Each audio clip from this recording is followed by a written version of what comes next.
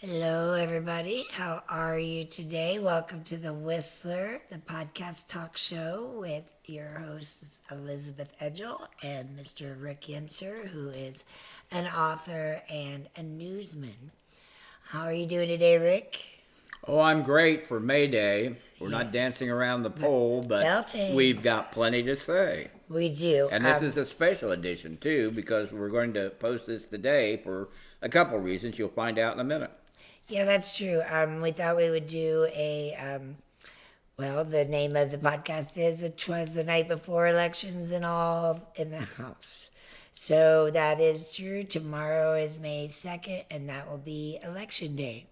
And we will be discussing that here in a minute. But I think what we're going to do first is start with some announcements. Oh, what's been going on? Oh, lots. There's just so much. We'll start with we have the public lighting ceremony going on May 4th at 8 p.m. at the Canaan Commons.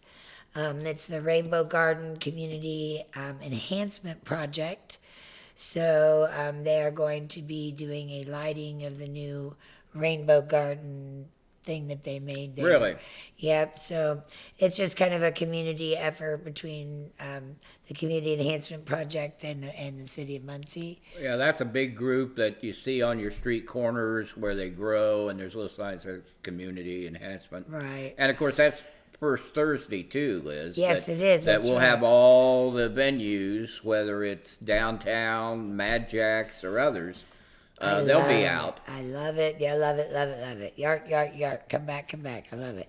I think they're going to be next month. I think so. Moth told me the other day that she's still trying to do something. I don't know what. Okay. She's out handing out trees the other day, which is kind of odd, but you know. Hey, it was Arbor Day, right? I think it was over to Hans's, Okay. but it was, never mind. All right.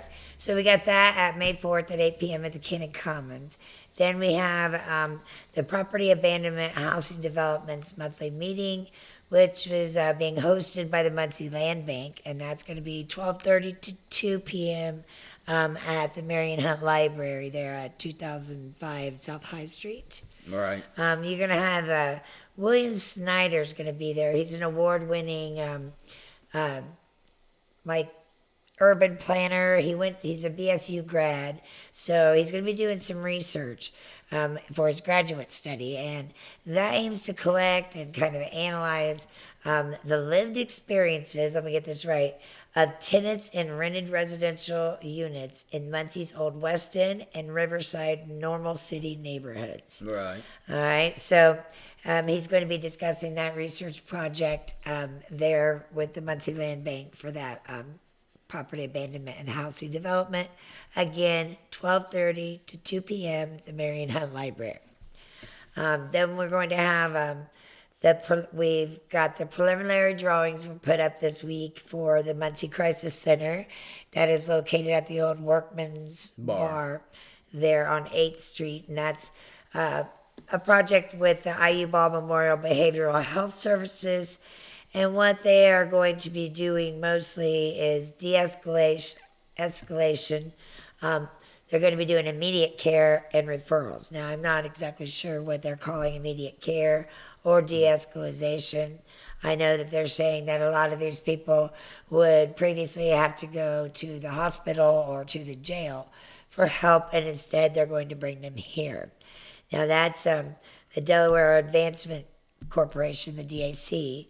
And they're saying that the design should be done by 2023, by the end of it, and it should be fully operational by 2024 spring. Well, I thought it was going to start here this year, but then some other things have come up, and I know U.S. Architects did the drawing. Yes. It only takes a few months to draw both inside and outside.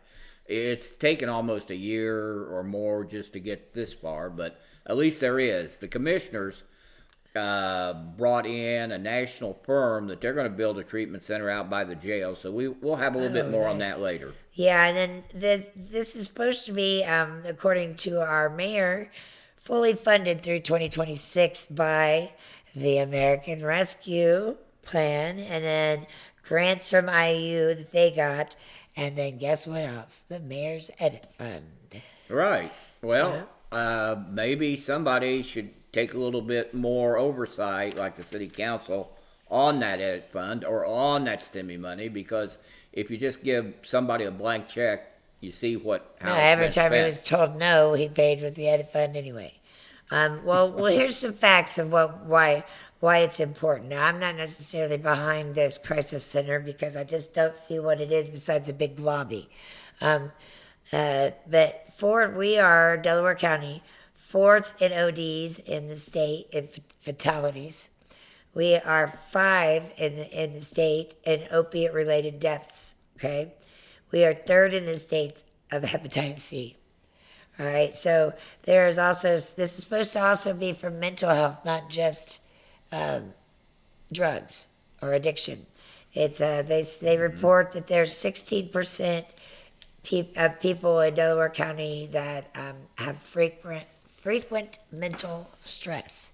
So I'm not quite sure where they got that report from. It didn't really That say was it. from statewide statistics. Right. If you're reading, yeah, I remember when they handed it out when they announced this. Well, there'll be a lot more time to see what Yeah, right now happens it's with just the this. drawing that's getting done, and they're okay in that. But the DAC is going to go ahead and purchase that. Really, I thought Yes. they already had. No, but- they had not actually. Okay. That company we were looking into, the ECIGB, owned it, and they Oh, just the sold it. LLC Yeah, company. 125,000. But there's some special deal on the how they're paying for it. So Didn't somebody just buy it for like 50,000 or something? yeah, Belinda Munson Oh. and Dustin Clark bought it for Oh, 75,000. 75. Okay. Yeah, so then they sold it to ECIGB,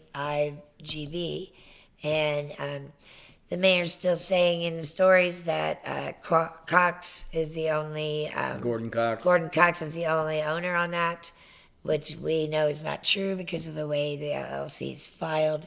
Even though it's private, the only other person's name that was on that LLC was the late Mr. Beasley, who just passed. Okay. All right. So next, I'm going to hand it over to Rick. He's going to talk about what's going on tonight. Yeah, we're going to talk about what's going on here because, as you may well know, even though it wasn't very well announced except at Ball State, Dave Letterman's in town today. The old crazy weatherman, late night top show 10 list. guy, the top 10 guy, gave millions for that beautiful journalism and art building. He's going to be at Emmons at 7:00. You don't have to have a ticket. You Yeah, it's don't have. free. You can just walk in. And he did a documentary. I don't know if people know that there is a glass place called the Glick Glass House on the Ball State campus that were given. The money was given by the Glicks, who were property managers in Indianapolis and developers, and they built these kilns that you actually can spin molten glass and make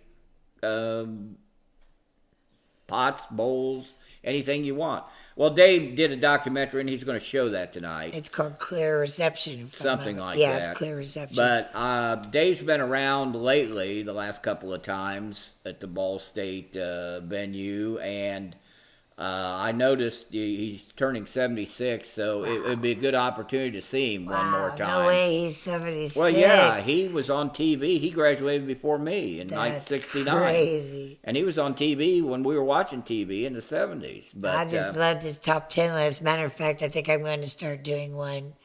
Top 10. Really? Yeah, I think I am. I can't decide if I'm going to put it on the podcast or if I'm going to do it on the newsletter. Right? Well, and two, Ball State's winding down. There'll be graduation Saturday of probably 3,000 students, mostly teachers, as always.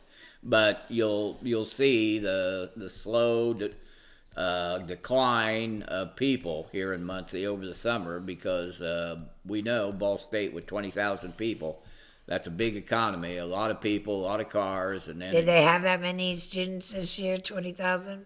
oh yeah, they I still wasn't hover sure. around the 20. Now they're not like Purdue and IU that have 40,000. Yeah, but I knew it was down significantly since COVID. It's been down a little bit, but the problem still is that if you look at any of the economy models, we still need skilled labor. We don't need any more teachers or nurses or. Right. But then others will disagree. But that's another story anyway. But anyway, yeah, ball. If you got a moment, I know you're only gonna have about an hour, but if you're in town, it only take 5 or 10 minutes to go over there. That's great. I can't think of any other updates unless you have anything. No, Right? we need to get into the I election think and so. Yeah, let's talk about the election. Tomorrow, May 2nd, is the day to vote. So make sure that you've gone to your online, is indianavoters.com, and check to make sure that you have everything that you need. You know where you're going to vote. Mine hasn't changed, does it? no. Okay, I didn't think so. Some of them changed though, and that's all on your Indiana voters. You just go there, you put in the information they asked for, and you look up your registration, and it'll tell you who's on your ballot, everything. Some people might wonder they never did approve any voting centers, but they did approve a voting change from Southview School to Mering Hunt, which is just next door. Okay. And I'm sure they'll have signs there at Mering Hunt showing you if you come into the school. Where will they park? I wonder. There's parking on both Is there? sides of Okay. those buildings. All right, I wasn't sure if that was private. Well, or... that's another thing that even though the schools don't want election polls in their buildings anymore, it's hard to find places that have not just accessibility if you walk, but accessibility for parking. Oh, absolutely. Okay, so let's get started with a couple of the biggest things going on. We'll start first, of course, with our mayoral race. We have, for the city of Muncie, we have Mr. Jeff Robinson, who's the only Democrat running right now, right? All right. And he is the current city council president, and he was the last year too, wasn't he? Yes, he's been the president during his tenure, and he was elected in 19. All right, in 19, I wasn't sure about that. And then we have our current mayor, who is Dan Ridenour, and he is running against a gentleman named Tony Cox, and he's also a Republican. So those two will be duking it out for the Republican spot, right? They ran before in 19. Tony only got a few percent of the vote. He's becoming a perennial if he does it again in 4 years, but he's a former lawman. He's got a singular issue that I'm sure everybody agrees with. Fix our roads. Yeah. I mean, pretty much anybody that's going to say they're going to do that is going to get good. It's going to be good juju there. We'll see. It is what it is. But... so that's our mayor race, all right? Now that'll be going on, like I said, May 2nd. That's tomorrow. IndianaVoters.com. Then we have District 3 has a race going on between Mr. Chuck Leonard, who's a Republican. And this is, you know much about Mr. Leonard? Oh, I've known Chuck for a long time. Good stand-up guy. His mom used to work at City Hall. He used to be a Democrat. He served on the council as a Democrat. Oh, is that right? And he got sideways with the party, and Chuck said, I'm going the other way, which, that's his choice. Yeah, it is. But he's well known. Done it lately. And he grew up there in Avondale and Thomas Park. Right. And then we have Mr. Nick Talby. I don't know much about him either. He's a Republican also running for District 3. What little I know is that he is part of that program where the party puts people and encourages the mayor, the commissioners, or other to appoint the boards and commissions to put people in those leadership positions to be able to later run for office. Yeah, get experience in government or. Yeah, because I didn't know a lot of the people that they put on boards and. He's on the bus board that is suffering through trying to keep late night service alive, and he was appointed by the mayor. I don't know that. I don't know his day job or anything. I haven't really talked to him. He didn't come to. I don't think he came to either of the. Muncie Resist had a candidate meeting, and the church. I don't think did any Republicans come to the Muncie Resist candidate meeting? Yeah. Who? Well, I'm trying to think now. Just a few. Belinda. Okay. she's running pretty much unopposed. Right. But no, I'm trying to think who else came to those meetings. All right. Well, in the meantime, we'll move on to District 4. In District 4, we have Miss Brandy Webb, husband of Brian Webb. He is a current county councilman. And they are Republicans, but they are not accepted by the Republican Party. Is that how do we stand? Well, I don't know where Brandy stands with the party, but No, they tried to throw her off at one point. but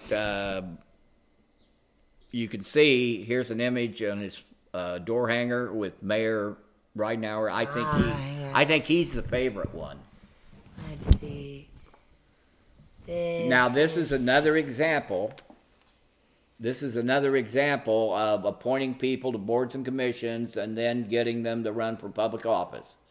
He works for Red Gold, and I don't know his background. You might want Let's to. see, Parks Department board president for the past 3 years. Oh yes, he's on the park board. Neighborhood involvement. He's a treasurer of the Haltman Village Neighborhood Association. And big in the neighborhood. Yep. So he's got some things going on. He wants to help grow economic development within city limits, improve our district's public places and infrastructure, and support our public safety officials.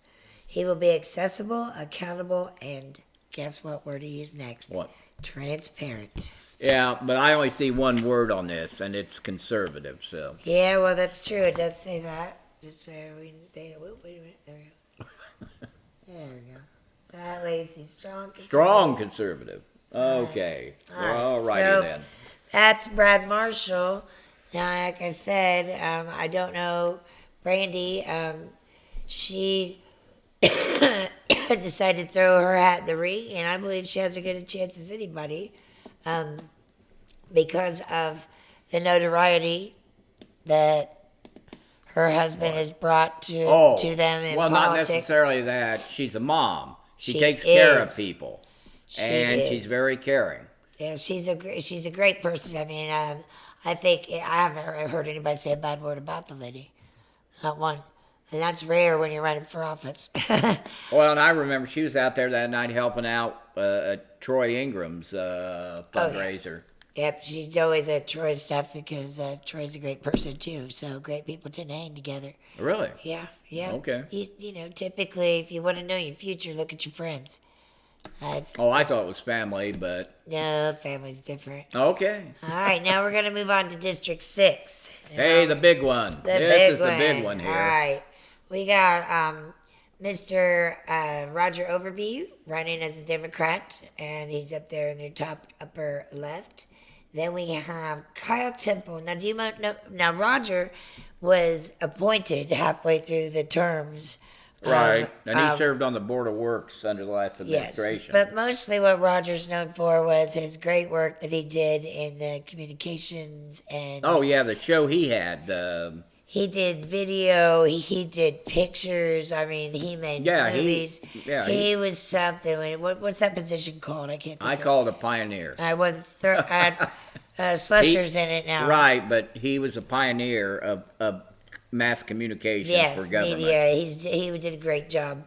If I could do half as good a job with what I do as he did, I'll be doing good. And he was a laborer too. He worked. Yes. He worked for construction. And I tell you what, he has been transparent because when I called him about an issue, he made an appointment with me within days. And he did. To meet, and he was there with his lovely wife, Chris, who's a friend of mine. So then we have Mr. Kyle Temple, who's a Republican running for District 6. Now, I don't know much about him either. He's a cop. And outside of that... And that's about it? Yeah. Okay. And then we have Mr. Harold Mason running as a Democrat. And you know Mr. Mason, Oh, I know the Mason family. They're pretty strong in the neighborhood. Harold was a communications guy for the 911 operation for years, and also a supervisor. Well, maybe he can clean that mess up. And he, like I say, he's been involved in the neighborhood too, and he's made a difference in some of the things he's done. But he and he's a local. He grew up here. His mom, dad grew up here, and he's got a lot of family here. And then we have finally Monty Murphy, who has served before, if I'm not Right. mistaken. He's Right. running as a Democrat. He's a lifelong fireman. Served back 20 years or more ago, and also is the only college educated of that group. He went to school, played ball, came back. His dad was a fireman too, and he's got family too around. So this is a really close race. I mean, are you going to call it? No, No? I have no clue because everybody I talk to supports everybody different. The only thing I found interesting was we were at a resist meeting the other day, and Mary Dollison came in, who started Motivate Our Minds. And when we were discussing, because the committee had already endorsed Overby, and she said, well, Roger is very caring, and he does what's right with the neighborhoods, and they've started a park project with some STEMI money over in Morningside, and he's starting to direct the money to both the industry and Whiteley for some projects they want. Well, I just was impressed with the way that Roger, every time I went anywhere to any meeting, whether it was a neighborhood meeting or whatever, he's there. He did his due diligence, I believe, in getting to know first his constituents, what they were concerned about, his area, and not only that, but the job itself. The job itself. I mean, he did a lot of learning that first year, and when he spoke up at city council meetings, and he did often, very often, he had good, important, pertinent questions, and are questions I would have asked out in the audience. And I like that. I mean, there's very few people. Sorry. Come on. Sorry, I have my dog here. So he had good questions, and he even interacted and was transparent. Now, I didn't know the other gentleman that was city councilman before. Murphy. So I don't know. I can't speak on that. I can only speak on what I know. The only thing about Roger is he's the only candidate that not only spent money for the city, he's appropriated money for the city too. He's done both the legislature and the Board of Works that pays the bills for. So he has a little bit more of a experience. Yes, he has a lot more. And we are going to need that experience, especially fiscally, going forward in the next couple of years, because I think everybody reads the paper, hears the news. Times they are tough. Well, yeah. When we get in the state budget, there's still about 12% of the people in Indiana that are poor. Well, and little is being done to feed them, home them, this is or even get them around. Current systems are not. They don't work. They're not working anymore because they're overloaded and overwhelmed, and we're also low on volunteers. We're low on positions that were downsized during COVID. They have never regained those positions. The whole way we work has changed a bit. Yeah, this is true. Well, we still have one more. That's the at-large. And let's see who we got going on here. Well, this is kind of a bittersweet race. It is, and I find it an interesting one. We have Mr. Audie Barber, who is a Democrat, and Audie has run for several positions before, right? Yeah, Audie has always but but never won. He has some good, and he just lost that lawsuit against Melinda Munson to have her removed from the ballot. Oh, was he the? Yeah, he was the one that filed that because she didn't follow the election law, and didn't put all of her election paperwork in on time. And however, the judge decided that he should have gone through the election board instead. Right. So it was a you jurisdictional have to take administrative action before you can take. Right. You have to go through the proper channels. So then, so Audie's involved. He's at every meeting. I see him everywhere. He was at the labor meeting when Ridenour spoke, and he recorded that. Right. He's a good citizen. That he's sometimes, a member of local 1110. He's always there when I've been to the Democratic headquarters. You know, he's involved.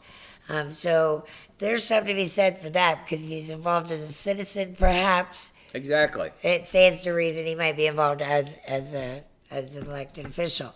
So then we have William McIntosh, who's also a Democrat, and I don't know much about him. Well, Billy Mack, he's been a member of the Center Township Board of Trustees that helps the poor forever. And he also has a family here, a very generational, 2 or 3 generations of family here. And he's always worked to help the poor. And then we're going to talk about Mr. Marwin Strong. I hope that everybody got a chance to read my article on the Manifest Destiny Reporter about my experience with Mr. Strong the day before, unfortunately, he passed away. It was quite sudden. He was 44 years old, but he was also running for at-large Muncie City Council. Right. A lot of people don't know that his name is probably still on the ballot because, again, there's no law that requires him to change the ballot if somebody dies or doesn't run or stops their campaign. And God forbid we should have any extra And that work would for. have, well, that would have been another contested race, but now it just comes down to the incumbent. But we still want to wish Marwin's children and family and friends. It was a great turnout that Saturday. at the Yeah, field we house. want to wish them, good peace and health going forward. Our hearts are still with you, and I think of him every day. Next, we have Aaron Clark, who is a current city councilman, and he is a Republican running. I don't know much about him than I did before, but perhaps Rick has some insight. Yeah, he's a utility guy, works for utility. And he hasn't had a big history in politics, but he did run in 1902. Wasn't he spearheading the chicken ordinance? No, I'm not sure. I I know he had a hand in that solar project where he had some conflict, but Yeah, the problem yes, with he that, did. He had a problem family. Problem with that was that the majority decided that they didn't want to leave the taxpayers on the hook for a project that wasn't going to kick back enough money to the city to matter. Yeah, that's kind of, come on.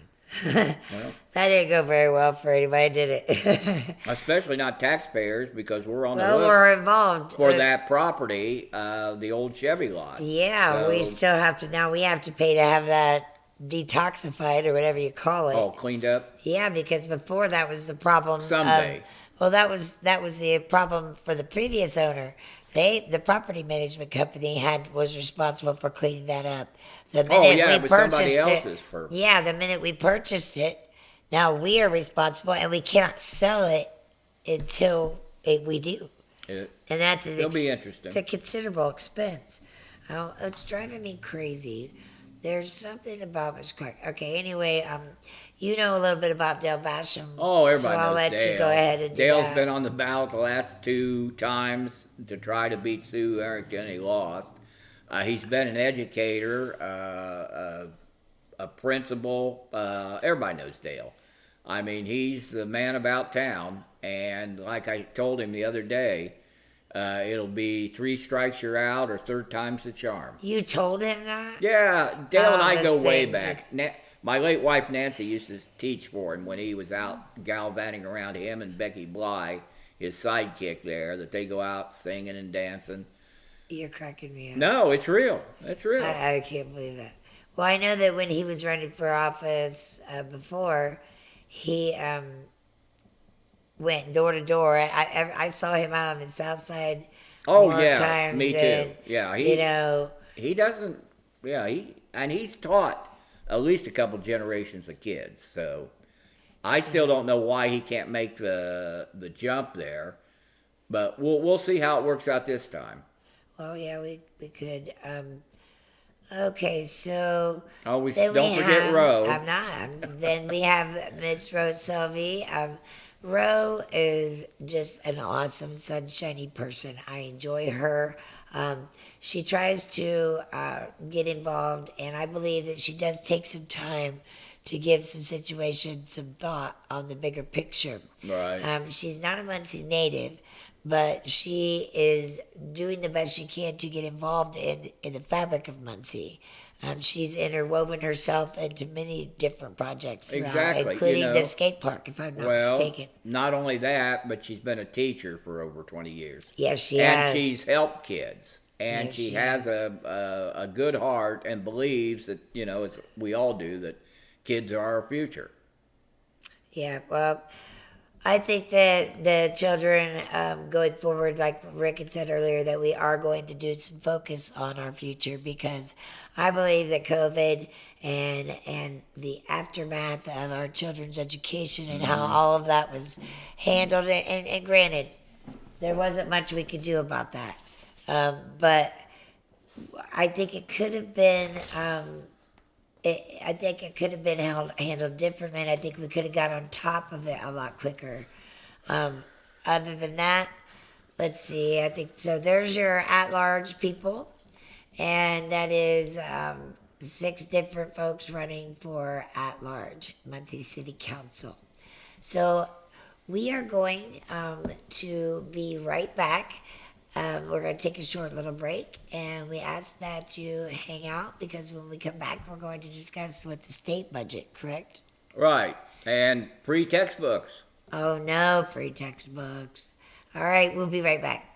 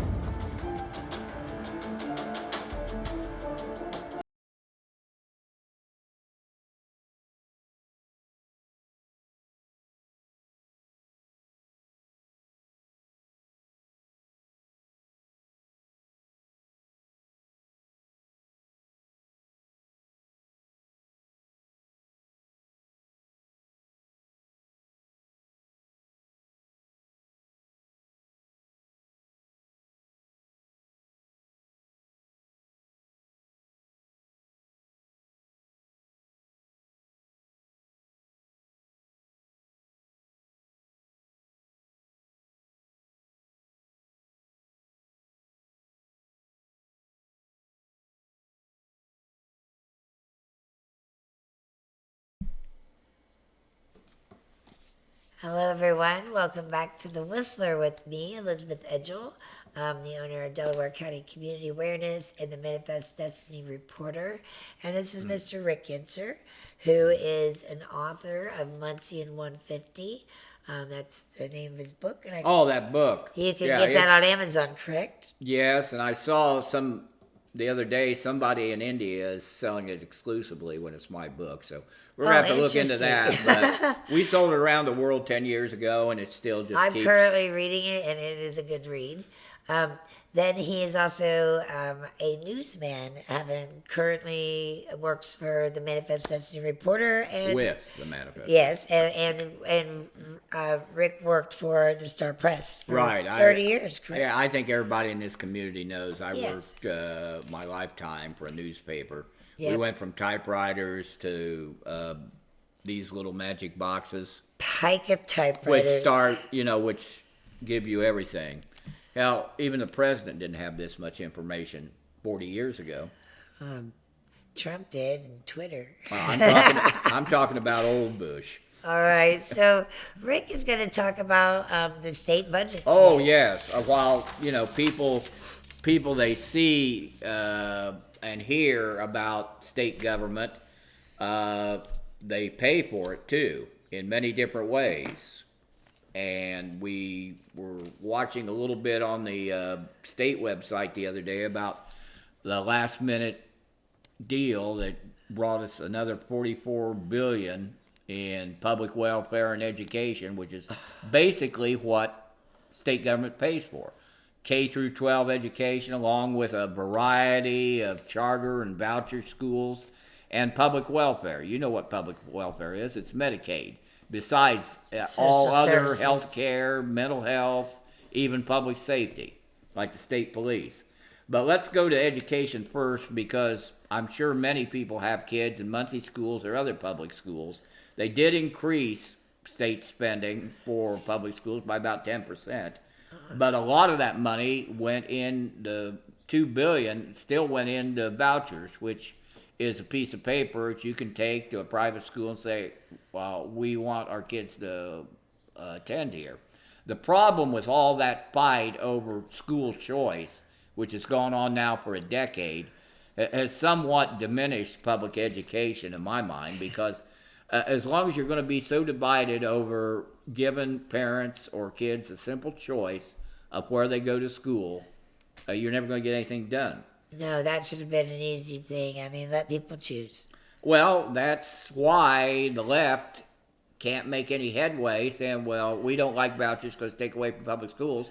But public schools are still getting increases, just like. How does it take away from public schools? I don't follow Well, that it logic. depends on how much money they want to spend. And in that $2 billion, they want to spend over $1 billion just on vouchers instead of public education. But let me tell you here, I got the run for Muncie schools, and the per student stipend or money that comes from the state, it's going to go up about 10% the next couple of years. It's going to go up to $9,406 or $9,406 next year, and then the year after that, $9,976. Oh, wow. And of course, you remember the failure of Muncie schools. They I fell do. down. The community came to the rescue, gave them money, but the deal was that Ball State runs it. Now, in 5 years, we're still waiting to see how not only test scores but graduation rates improve. I don't know if that'll be quite fair, even though I wasn't a What? fan of Ball State taking over. I don't think it's quite fair to judge them on the last 5 years because of COVID. Well, there's no sunset to that law they passed, so it might be forever. But I was one of the first people that said it was a good idea, because Muncie schools failed miserably. This is true. They couldn't. They spent money they didn't have, and the scores were in the. Well, I watched them spend money they didn't have. Okay. And then they borrowed instead of spending. But I think, like I say, as long as the state's paying half of its money for public or for education, it's not going to fail. Right. The problems where some of the conservatives went south was with stupid things, in my mind, banning books. Like Do we have a list of those books? No, but that's what I was asking when you gave me this book about Jack London. Yes. Are we gonna ban those kind of books? I mean, this is If what's somebody called- doesn't like the language or what the story is, I but they remember- set up a committee to review that. All I see is it's still This micromanaging. book's been written since 1969, and it's the first edition of it. Not only that, but I remember being a child, and Catcher in the Rye was a book they were Oh, trying yeah. to ban back then. Oh, yeah. At my library, I went to Frankton in Madison County. Mm-hmm. That's where I graduated from. But I remember in third grade checking that book out. Now, I was quite the avid reader. I mean, I'd already read Shogun and all kinds of things I'd been in trouble for reading. Really? But I read Catcher in the Rye, and I didn't see the problem. Well, let me tell you, And I was only in third grade, but I didn't see anything wrong with it. back in the day, when I went to a little township school in Indiana, and my grandma was the chief cook, an aunt was a teacher, my uncle was the principal, and there was an elected school board. And nobody, not a state lawmaker, not the federal government, they decided what kids should read, what teachers should teach, and what food is fed. And it's gotten way out of control by people like this. Oh, yeah. Your state lawmen, the leaders there of the House and Senate, and their money people, the Ways and Means, and the state The Senate white man Budget Committee. Right there. Well, but the problem is, the state government should not have a role in telling, what schools should do. And No, that they book should- ban was ridiculous, and I just. Every time they have one, it's ridiculous. But I think still the problem that we saw with the legislature and those people. Oh, here, our state representative. Yes, let's go. Oh, yeah, I forgot. We do have people represent us. We don't see them very often, but Sue Arrington, a Democrat, she's been down there in the House for nearly a decade. Scott Alexander, who's on county council and was just elected as state senator, who represents both Delaware and Randolph County. He's a property appraiser and manager. Of course, Scott voted yes on the budget, and Sue voted no, mainly because of the voucher, the expansion of the voucher program. Like Sue said, that it's going to cost public education money, and she also was upset of other little things they did that they continue just take that local control away from school teachers and school boards. Scott, he's he just gave the party line that we're protecting kids, balancing the budget. They did a couple other things. They added money for property tax relief, because that's what I asked. Well, why aren't you doing something for the people that pay for all this? The homeowners, the business owners, Amen. the farmers, and others. And apparently they put several $1 million in to refigure the property tax values. They also accelerated, and this is almost meaningless, they approved last year a cut in state income taxes, but that's not going to happen for a few more years. So it doesn't have a whole lot to do with anything. I found Alexander on most votes on some of these issues right down the party line. Well, and of course, Sue's that way too. But see, the Democrats don't count anymore. They're under supermajority numbers, where if they'd all walk out, the Republicans just laugh and go ahead and do their business, because the Democrats can't do anything anymore in the State House. Well, they So- have to fill their ballots first. Well, people have to vote, which I think brings That's- us to the point of what we were talking about earlier. But a couple other things I noticed that are just heinous, stupid things that the state legislature does. They ended funding for the Kinsey Institute on human sexuality after a couple hundred years of service. And it was over somebody thinking that whatever Kinsey used as a model to study things was wrong. Well, frankly, I don't need a lawmaker to tell me what an academic knows about research and study. Yeah. But this has been supported at IU forever. And it's another, like I say, if you know Bloomington and Monroe County, it's Democrat. And of course, the state legislature is Republican. Republican. Another heinous thing I found, I dug around. that they wouldn't even spend $100 million for safety stations on Lake Michigan to stop excessive drownings. Every other state on Lake Michigan has these safety stations. And, whether having an inflatable raft, a buoy, or other tools to help people in distress, they cut that out. And oh, by the way, yes, the region, Michigan City, Gary, Hammond, Yeah. oh, they're all Democrat too.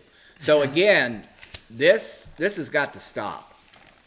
And Of trying to marginalize people based on belief, race, gender. Oh, and I forgot about the gender. Yeah, the big "Don't Say Gay" movement in the country that started down in Florida and other states. Yes. They did it too. That kids can't choose their own gender as far as either taking puberty blockers or hormone therapy, just like all the other conservative people. So is that 18 and under? They're saying. Mm-hmm. Okay, so I'm in agreement with that. Okay, why? Why? Because I think that I think they shouldn't be allowed to do it until they're at least 25. That is a forever choice. It's much different than changing your hair color or getting a piercing or a tattoo, even, which is still forever. You can even get tattoos removed nowadays. So I really think that, no offense to the young people, there shouldn't be anybody under 18 listening, but I really don't think your cognitive skills are all together at that age to be making a decision that could affect your body for life. I really don't. We don't let children get piercings or tattoos under the age of 18 without a family member, and a guardian, a guardian signing off on it. I see no reason why this should be happening right now because these are children. Okay? What you decide to do as an adult after college, by 25, you should be through college, and I hope you're going to college or your trade school or whatever training you're doing. And then at 25, you might be more settled and more able to make those decisions for yourself. Not only that, but there's a world of difference between 18 and 25. You learn a lot about life during that time. And I just don't think these children have enough life experience nor knowledge of what they're doing at this age. That's just my opinion. I'm allowed it just like everybody else. I understand. Now, what's your opinion? I didn't know you were so outspoken. Well, I mean, just on this issue alone, I feel that we're talking about our children here. Oh, well, my children are where they belong out west. And, I'm grateful mine are already grown. But I still allow those children to make decisions on their own. So you're thinking this would have been a good thing? I didn't say that. I just said children should be allowed to make decisions on their own. That's fair enough. And I believe you have something about textbooks. Oh, yeah, they banned, well, no, I said that before, but they banned certain textbooks, but they go through a procedure, but the headlines always said book bans, and that sounds so much like the 50s. But they're going to give free textbooks out now, right? Oh, yeah, and they get free textbooks. Like I said, again, the people that are making $250,000 can get help on their vouchers, but the free textbook should have been something that was funded by the state a long time ago. I know when my children went to school in Madison County, their school sent them 2 textbooks of each one. Right. One to keep at school and one to keep at home so that they didn't have to have their book bags weighed down with that, because there are some studies out there that show that there's some problems carrying heavy book bags. Well, a lot of stuff, a lot of information's online. It might be, but the whole thing of book bans that I remember back in the 60s, it wasn't very. No, it's ridiculous. It's what I said again. The legislature has no business doing anything but funding education. I agree with that. Then the rest of it should be that. Oh, there, we agree, don't we? Yeah, well, we don't disagree on everything. Is that all that you have for the budget right now? Yeah, there wasn't much else going on at the State House other than that they probably will find out soon too what the impact's going to be on our taxes, if there's any at all, with the property reassessment change. Well, we may be doing some live reporting tomorrow or we may just wait until Wednesday. Depends on who shows up. Yeah, it depends on what's going on tomorrow. We will be watching the results and posting. But Wednesday we will do our regular podcast because this is a bonus episode, just to get out there what races we have going on, tell you a little bit about each candidate.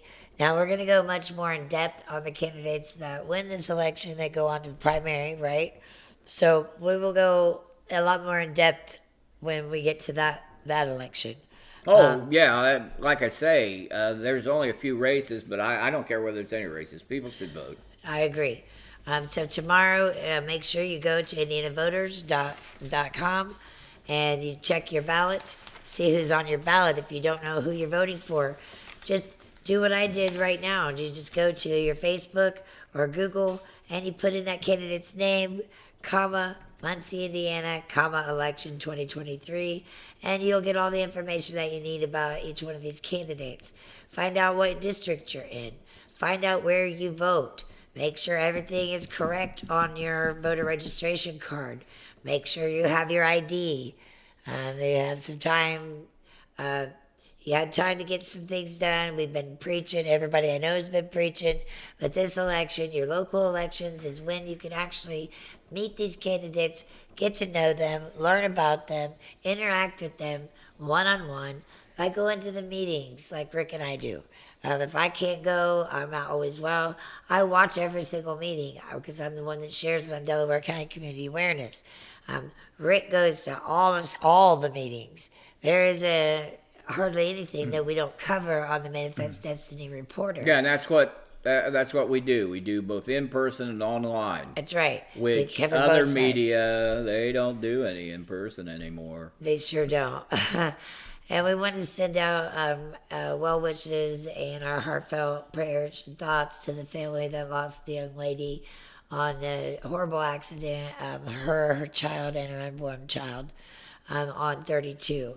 I'm not going to say names. We're not trying to sensationalize it. I'm sorry. But yeah, we reported on that in Delaware County Community Awareness, and we are in sympathy with that family. What a horrible, horrible thing. Yeah, summer comes, there'll be more motorcycles, there'll be more traffic. There's actually, and you gotta be careful. There's actually a awareness thing going around about left turns. So you might go onto the page, check out the story. The information's in the story. If you're not a member of Delaware County Community Awareness, make sure you check it out. You will be able to search it in groups, and then I add everybody. So let me know if you have any questions, if you need any help finding your voter registration card. If you don't know where to go vote, just hit me up on Facebook, send me a private message, and we will get you that information. Anyone needs a ride tomorrow to go vote. Both parties. Yeah, both parties. It don't matter who you vote for. Party or contact the Republican Democrat organization. Or you can get a hold of me, and I will make sure I find you a ride to go vote if I have to bring you myself. Okay? So I will be available all day tomorrow for those sort of things. I'm sorry, but I think that's important. I know. A lot of people don't like to vote absentee. Or mail in their vote, and because that's in other states, the party organizations, they have people go out and they pick them up, but take them to vote. Most of your voter fraud comes from mail-in vote. So those of you that were unwilling, I don't know about that. No, it is a absolute fact. That is not my opinion. That is a fact. Okay. Most all voter fraud comes from mail-in ballots. But people should have that opportunity. They should have that opportunity. If you didn't want to go vote, I applaud you. But maybe they're homebound. Maybe. Yeah, if you're homebound and you still want to go vote in person, I feel the same way. My grandfather didn't get his throat cut in Korea, so I could sit at home and mail my vote in. I even went during COVID. Okay. So there's just some things I believe are important, and this is your duty as a citizen here in Delaware County and Muncie city limits to go and vote tomorrow. This is when we stop career politicians from going on further. If they win here, then a lot of them will start going on. They could be president one day. Oh, I agree with that. I have several Vote them friends. out. Vote them out. I know at least 2 people that started out in city or county council in 2 different counties who are currently senators. So one of them is my friend, one of them isn't. But I'm just saying it's an opportunity for you to actually hold these people accountable, which accountability is huge. Transparency was a word we used last election, and that kind of failed miserably. I believe accountability covers them all. If you're accountable, that means you are transparent to your citizens. Your platform should be clear, and your changes should be precise. And you should keep revisiting what you said you were going to run for and what platform you ran on. Keep revisiting that you are actually accomplishing that, because we're keeping track. And because of some of the latest development deals, I'd just like to see a little more honesty in Yeah, local amen. government. Yes, I mean, honesty. We have the dealings going on with the fire department and 911, and Oh, their I wasn't testing. talking about that. Well, that's But honesty. that's still, Yeah. And accountability covers honesty too. If you're accountable, you're honest. You I'll have to are, think about because that. you're accountable to your own words. I know you always have something to say, Liz, Well, and I'm glad for it. I'm sorry. Maybe more people spoke up and said what they had to say. Exactly. There wouldn't be so much space for me to talk in. It's a fact. Well, All right, so maybe if people get tired of hearing me talk, they'll start talking. I don't care. However it works, I'll be happy when that happens, and I'll be happy if you all go vote tomorrow. How about you, Rick? of course. All right, so voting is 6 a.m. to 6 p.m. tomorrow at your election precinct, and vote well and vote, all of you, please. We Yes. need you to. There you almost caught you there. Vote What? early and vote often, as the old Well, boys used to say. it's true. All right, well, we love you, Delaware County. Thank you. And we will see you Wednesday for our usual show.